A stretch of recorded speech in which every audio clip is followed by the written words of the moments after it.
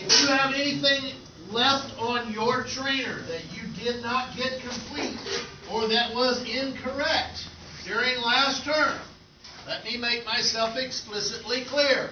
When we grade your project this term, everything will be expected to be okay. So if there were things you were gigged on last term, fix them before project grading time this term. Because when I look at your project, if I see something to mark points off of, I'm going to mark points off of, whether it was something you did last term or not. You should fix it. Okay? What we are trying to accomplish this term is we want to install a PMA 6000 audio panel. Who knows what an audio panel does? Anybody out there have a clue what an audio panel does? We talked about it. You can mic up too. You can talk to, headquarters, the other people and whatnot.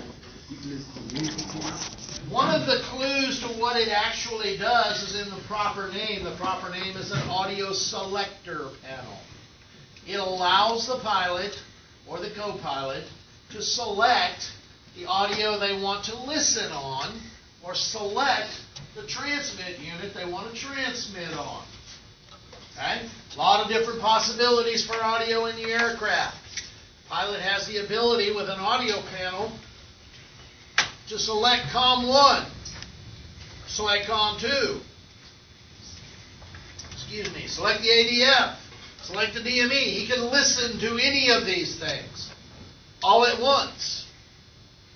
Or he can choose to turn everything else off and only listen to one thing.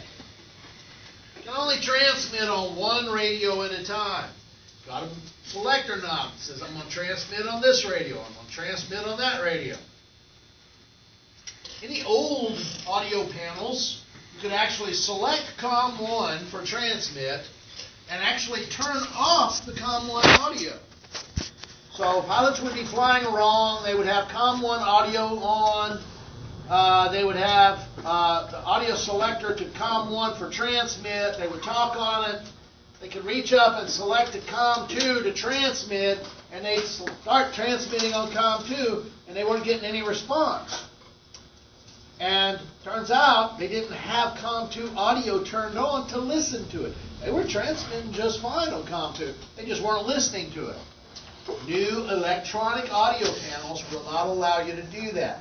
Wherever you have the transmit selection, you will always be listening to that, whether you've selected it or not.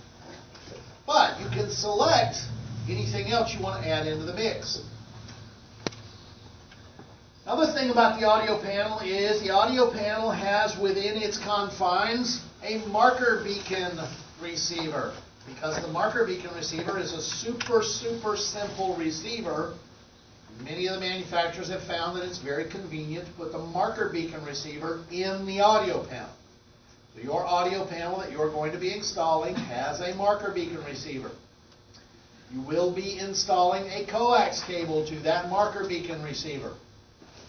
I will give you specific instructions about how to work that coax. Okay?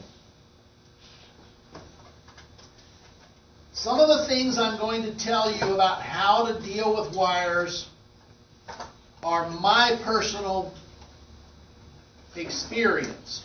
Says do this. Okay? Don't find it in the textbook. My personal experience tells you it's best to cut 3 inches of jacket off of a shielded wire.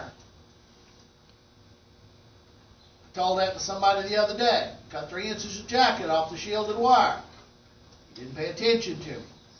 He cut it 1.5 inches long off the shielded wire. Went to solder his connections, and when he went to solder his connections, the heat shrink that he had slid back down the wire melted or heated up and shrunk before he wanted it to, because he only had 1.5 inches of play. The reason I tell you 3 inches is because you need 3 inches to work the wires. To be able to get your strippers in there, to be able to get your crimpers in there, to be able to push the wire back, the heat shrink far enough back so you can solder 3 inches is a good distance that allows you to work the wire. Now, if you want to do it 1.5 inches because you're smarter than I am and you think it's going to look better than I want it to look, then by all means, go ahead, kick yourself in the ass and do it 2.5 inches or 1.5 inches. The reason I'm telling you 3 inches is because you need 3 inches to work the wires. If you do it less than that, you're going to run into that problem where you just don't have enough room to work the wires. I'm going to tell you how to do what we call a grounding party. Some places, American Airlines has a wire shop over here, their APU wire shop. Those guys still do daisy chain grounding parties. I don't like daisy chain grounding parties. I think they have a lot of issues that I don't like. Okay? I want to show you how to do a grounding party in a different way. I want you to do it the way I'm showing you. The daisy chain grounding party takes about 30 seconds to understand and to learn. The way I'm showing you takes a little bit longer. It's a little bit more difficult, but it comes out a lot neater. Pay attention when I try to show you something. There's a reason behind what I'm trying to show you.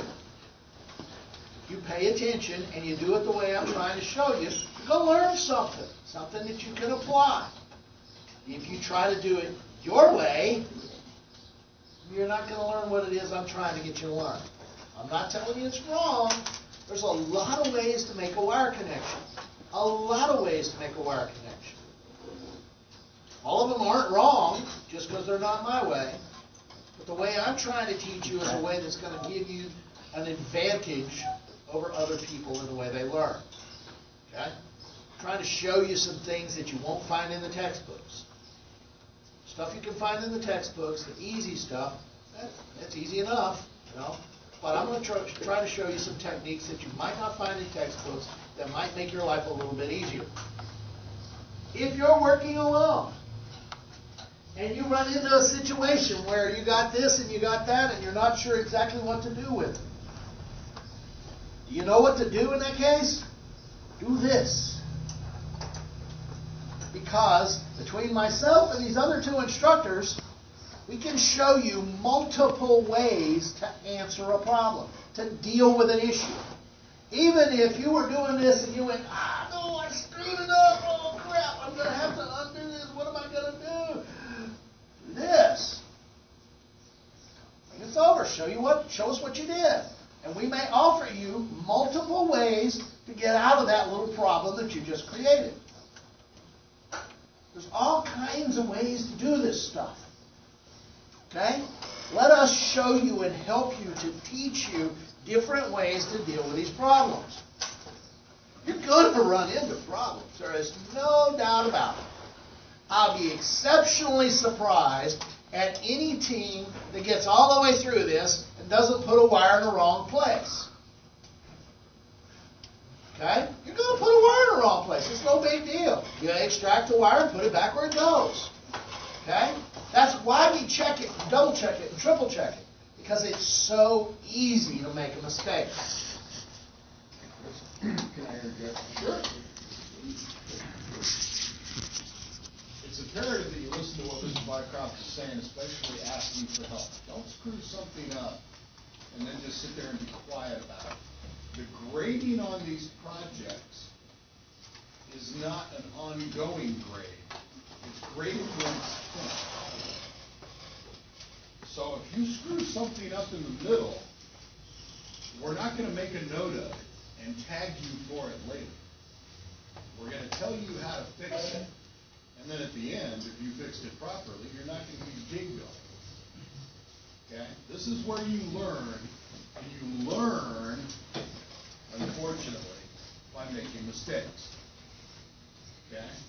So don't be afraid to bring up something to us that you might have screwed up or that you're unsure of. Find out so that you can correct it and do it the right way, and then ultimately when it's graded, you won't get hit on it. Make sense? Carry it. Last term, some of you discovered that you didn't really have enough time to do everything you wanted to do on your project. And I I said to you multiple times, do not waste the time that you are given in the lab. You are given ample time to do this project. If you use your time wisely, when we're in lab, you're busy doing what you need to be doing, you should have no problem completing this project well in advance of the end of the term. In fact, if you don't get this project done before the end of the term, you're not going to make a good grade on it, because I expect you to get this project done in sometime in about the next 2.5 weeks. Because you want to use your project to test when you're doing your nav testing on the bench. You want to use your project to test your nav on the bench. Okay? So you should be able to do this. If you waste your time when you are in lab, you are the one that's going to suffer, because you're not going to get your project done in time, and you're going to be rushed and hurried to get your project done, and then you're not going to be able to correct the things you should have corrected to get your grades good. Do not waste your time in this lab. If you think you're going to get done early and you're concerned that you might not have plenty to do if you get done early, yeah, throw that fear out the door. I got plenty of extra little things that you can do on this project, extra stuff you can do to make it a little bit better. Okay? So, don't worry. If you get done early, we got plenty to keep you going. I find all kinds of little fun projects for people to do. When they get done early, they get to participate in some pretty interesting stuff sometimes. Okay? If you have an issue and you need help with something, and you turn to your neighbor, and your neighbor tells you, oh, this is the way it should be done, and you do it the way your neighbor told you to do it, and then I come along and I say, why did you do that way? And you say, well, Bill told me to do it that way. He told everybody to do it that way. Everybody who did it Bill's way instead of my way is going to suffer for it. You're either going to have to redo it or get counted off for having it done wrong. Okay? If you get advice from one of your classmates, you better make sure that they got the advice from one of us. Don't just follow somebody because they did it this way. I can do it that way. Find out from us. Which way do we want you to do it? What are the options? You're going to be very, very surprised when you find out there in the real world how many decisions you get to make as an installer. Nobody gives you a blueprint and says, do it exactly like this. They tell you, go put this in the airplane, and you have to figure it out. My hope for you is that I can give you enough basic knowledge about different ways that you can put wires together that you can choose the correct method to put these things together to do safe, quality workmanship in the airplane. First priority in your decision making is it safe? Will it last? Second priority in your decision making is it safe? Will it last? Okay? Then comes, does it look like quality workmanship? If it looks good, probably is good. It's pretty hard to take crap and make it look good. That'll show up in the end, by the way, in your planning. If you don't plan this out, if you don't think it through, it'll show up in the end that you didn't think it through and you didn't plan it out. Because you'll have to make changes along the way when you discover things you didn't think all the way through. I'm going to tell you to read the install manual for the audio panel. I know for a lot of you, read is a 4-letter word. Please don't make me read anything. The install manual is a tiny little pamphlet of an install manual. I'm going to tell you right now, there's a couple of little things buried in that install manual that I'm not going to tell you. And when it comes time to grade, if you didn't find those things out and deal with them appropriately, you're going to get gigged for the points. It is your responsibility to read the install manual and follow it. I may have told y'all this in the past. These two guys can verify this for me. If you're sitting in the shop and there's nothing to do, other shop members are going to go out there and grab a broom and sweep up. You grab a book and you sit in the corner and you read the book. 4313, everything I've read in 4313 before I got to this school, I read because somebody else was sweeping the shop and I didn't want to go out and sweep the shop. I wanted to learn. So I picked up 4313 and read what it said about how to do rivets, what it said about how to tie lacing cord, read what it said about how to do stuff. That's what 4313 is. Best practices, acceptable practices and methods. Pick up an install manual and read it. Okay? Read the book. There's always something in there that you're going to miss if you don't read the book. So, I'm going to make you read the audio panel install manual. Not going to make you read the Case 155 install manual. Hopefully you'll get enough information from us to keep from making any dramatic mistakes in that regard. But I want you to see what's in an install manual. I want you to see the details. Find the details and apply them. When you leave here, and I'm going to have us standing over you telling you this is how it's done, boss is going to say go install that.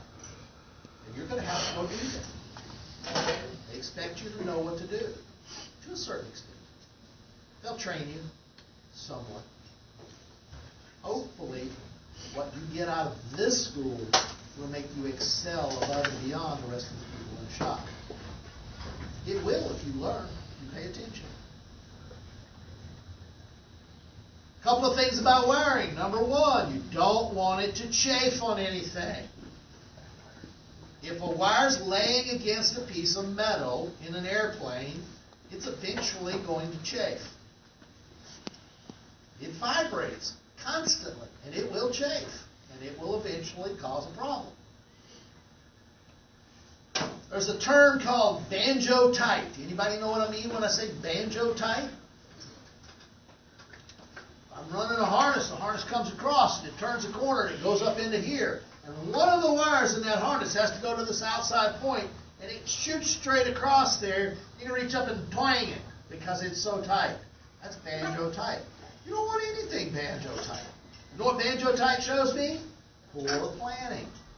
That wire's too tight. You should have planned better so that that wire is not too tight. Take your time on the planning end of it, and the execution end will go a lot better. A lot better. Okay? First step. You got to decide where everything's going to mount. Once you know where everything's going to mount, you've got to decide where you're going to run your wires. How am I going to run these wires? Where are they going to go? If you look at one of these examples we have up here,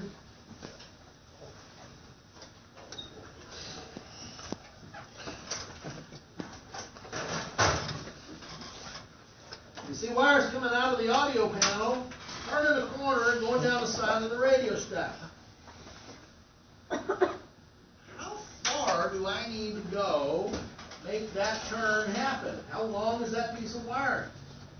How am I going to secure this to the side of that rack? Am I going to secure mine to the side of the rack the way he did? Am I going to look like this? I want mine to look different? He brought his straight down the side of the rack, then broke out and went into this rack, and then broke out again and went into that rack. That's a pretty good method. It's not bad. How long do I have to make the wires make that trip happen? If I take my measuring device and I measure this distance and I come down here and I say that's exactly 9.5 inches, how long am I going to cut the wire for that? 11, 11 and a half, 12 inches. Nothing wrong with that. My method, I believe in rounding up. If I had 9.5 inches in length, that would be a 12-inch wire. If I had 15 inches in length, that'd probably be an 18-inch wire. One thing I do not want to see, I do not want to see scrap wire on the floor longer than about 3.5 inches at the most. If it's more than 3.5 inches, you've overestimated by a pretty good bit. Inside this panel, your longest run might be 3 feet, maybe a few inches over 3 feet. Okay? If you're more than 6 inches off at 3 feet, that's pretty bad.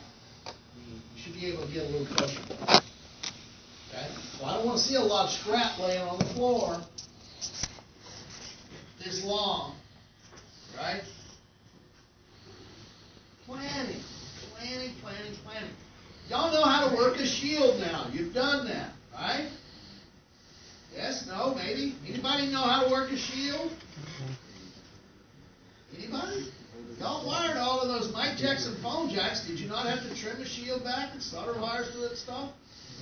Okay, you understand how to do a shield, right? Okay, you're going to have a lot of shield work to do on this.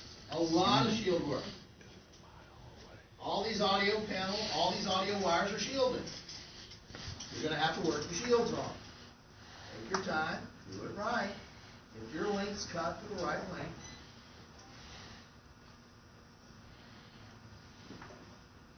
What else? I don't think there's anything else to add to the program.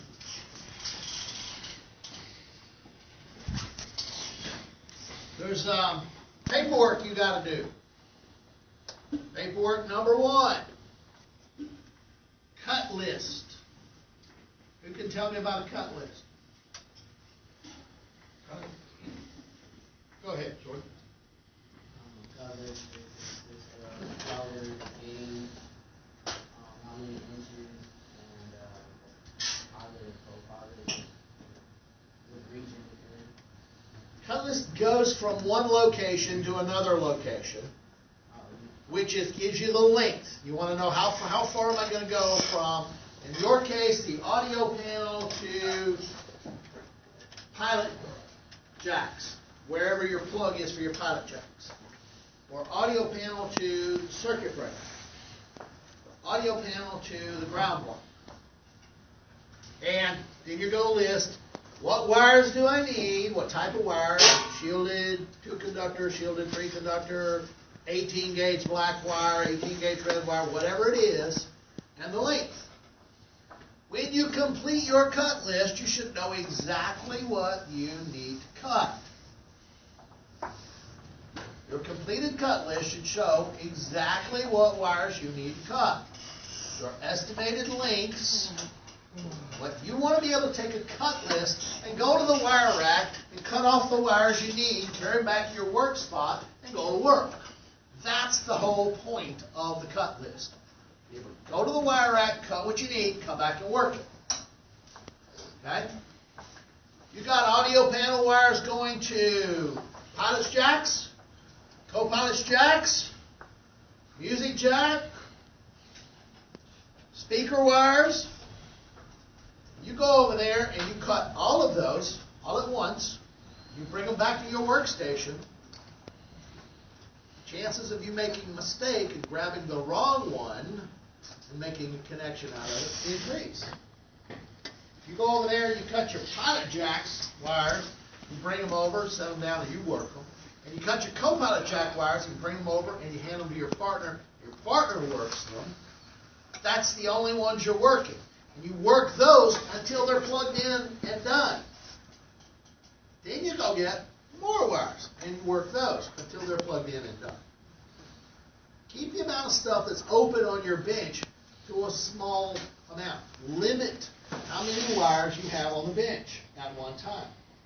Pile a bunch of wires up there. You're just going to get confused about where they go, and when you strip the jacket off of something and the braid is exposed, work that braid down.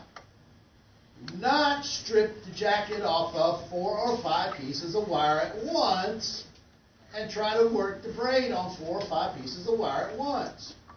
What's going to happen to that braid if you do that? It's going to get frayed out. Before you get done, it's going to fray out. Do not strip more than 2 pieces of wire, 2 pieces of braided wire at one time. Before you work those, cover them up with heat shrink and be done with that so that the braid is protected before you open another set. I can understand working the braids, set them aside, work the braids, set them aside. That's fine. If you want to go that route, that's what you want to do, that's fine. But don't let me find you with 4 or 5 pieces of wire on the table with the braid exposed. Okay? Listen to my advice. I'm telling you this because I've done it 1,000 times. If you do that, you're going to end up with braids sprayed out. There's a reason why I say it. Because I know what I'm talking about. It happens. That's the way it's going to work. So, limit the amount of wires you cut at one time. Limit the amount of wires that you strip at one time. When you get ready to strip wire, put a pin on.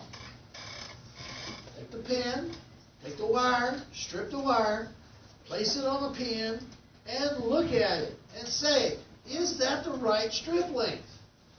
How much do I need? Exactly how much do I need? And you study it, and you fully understand it. You guys have seen this drawing up here? You know what I'm saying right here? In between the insulator crimp field and the conductor crimp field, there should be a little bit of insulation, and there should be a little bit of conductor. On this end of the conductor crimp field, there should be a little bit of conductor sticking out there. When you crimp, if you crimp like this and don't leave anything sticking out, it can come out. If you crimp like this and leave a little sticking out, that splays out and helps hold it into place. We want that to happen on both the insulator and the conductor. So when you strip that wire and you take that pin and you look at it and you study it to make sure it's good, look at it, study it, make sure it's good. Put it in the crimper. See how it goes in the crimper. Look at it. Understand it. Set that wire up in there and study it for a second and say, is that going to work? Once you believe it's going to work, prove it. Do one. When you get done doing it, inspect it closely and decide, that's the exact length I need when I strip these wires. Once you get that decided, strip a couple of wires, put a couple of pins on. Strip a couple of wires, put a couple of pins on. Do not strip 15 wires and then start putting pins on. You strip 15 wires, some of those wires are going to get frayed out before you ever get them close to a pin. And if you made a mistake in how you stripped those wires, you got to go back and fix 15 wires. Fix 2 or 3 at a time. Inspect your work as you go. And if you find a mistake, figure out what it is and fix it. Do not continue on and put a dozen pins on here. Last term, we had somebody put on a whole set of pins on the end of their plugs, and they were the wrong pins. Don't waste my materials like that. Pay attention to what you're doing. If you need to get one of us to inspect it, call one of us over there. We will come look at it. Okay? We don't mind. We'd much rather come look at it for a second and say, yep, you're doing the right thing, keep going, than we would come over there and say, oh, look, you wasted 15 pins. None of your employers are going to appreciate it if you waste materials. Okay? You should have printed an e-com somewhere, one of the slides I know, in chapter 22, I think. You are supposed to do your job as economically as you possibly can. That means don't waste materials. When you're troubleshooting, don't guess and grab a $20 transistor and be wrong. Okay? Your employers have little patience for that. And don't waste your time, because that's their money too. Yeah. No. Ask questions. Ask questions. One of the very first things you're going to ask, I'm going to turn to you and say, have you read the install manual yet? Read the material first. If you don't understand something, get one of us to help explain it. This is your learning opportunity. You'll learn by what you do in here, or not learn by what you do in here. We can't force you to learn. We can give you the opportunity and guide you. What you do determines how much you learn. You have no choice but to read it. It's part of your job. When they tell you go install this in this aircraft, they're not going to draw the wiring diagram for you.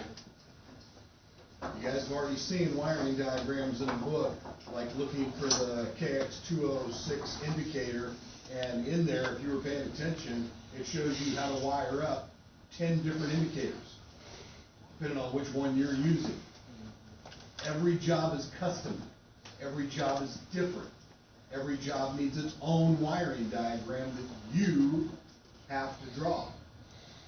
Because your boss isn't going to draw it for you. Your boss isn't going to read the install manual for you. You have to do it. It's part of your job. You're used to reading that stuff and understanding it now. Don't forget that last line. And understand. While we're here to help you to understand. I know you're going to run into stuff you don't understand. Ask us about it, and we can help you. Take a break.